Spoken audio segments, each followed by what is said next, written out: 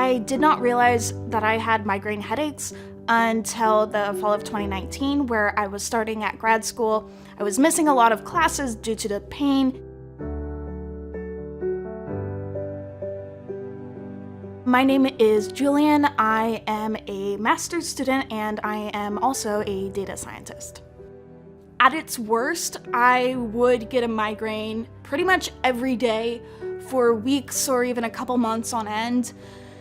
It was really hard to work and attend school at that time because I was doing both, and it was a massive struggle. Stress is one of the major triggers of my migraine headaches. The more stressed I get, the more likely I am to have a debilitating headache. It also has other effects like brain fog, which is one I deal with quite often, where it just lowers your concentration. You're not really able to focus. It feels like you're thinking through muck. It's really hard. I think that most people who don't have migraine headaches don't really understand what I go through because it's invisible. You can't see it. And so it's really easy for people to kind of dismiss it or think that maybe I'm just kind of excusing myself from something or that I don't really want to do something. I've had family members who do honestly really care about what I go through, but I've also had some that have said, oh, well, it'll fade once you're older, and they'll be saying like 60 or something. And at my current age of 25, that doesn't really help me because that is not the present. That is not what I'm going through now. What I'm going through now is debilitating pain sometimes. Once I got into grad school, it was, oh, if you miss more than 2 classes, your grade is going to drop a whole letter.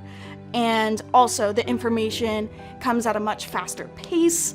There was no way that I could keep up while I was missing as much as I was without any resources.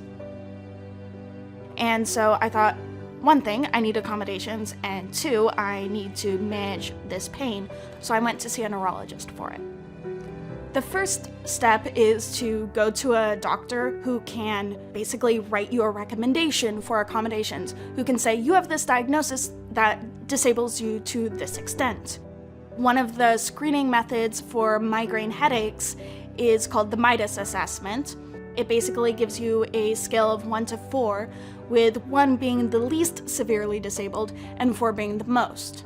And for me, I have pretty much always gotten a 4 on the MIDAS assessment, which indicates the most severe level of disability from my migraine headaches. Once you have a disability that is recognized by the ADA, you then are entitled to certain accommodations. So when it comes to migraine headaches, for me at my school, I get accommodations for extended deadlines if I talk to the professor, and I also can miss more classes than I would be able to otherwise and make up the work more readily. Well, my partner is Remy. We do a lot of things together. We play a lot of games. We have 2 dogs, so we walk them together. They will also lower the lights for me. Sometimes if we are in the room with the TV, we'll turn down the brightness. They're really responsive to what my needs are.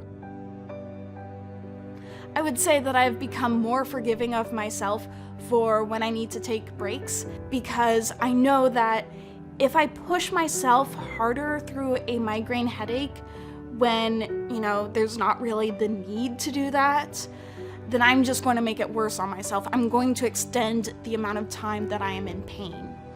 With the right resources, people who are supportive, those sorts of things, you can have, honestly, a pretty good quality of life. Yeah, there's going to be times that you are knocked down for the count, but there are also times that you can still do the things you want to do. I am not really letting it limit me. It may slow me down, but I'm not letting my migraine headaches limit me because I'm still planning on, doing all these crazy things in the future.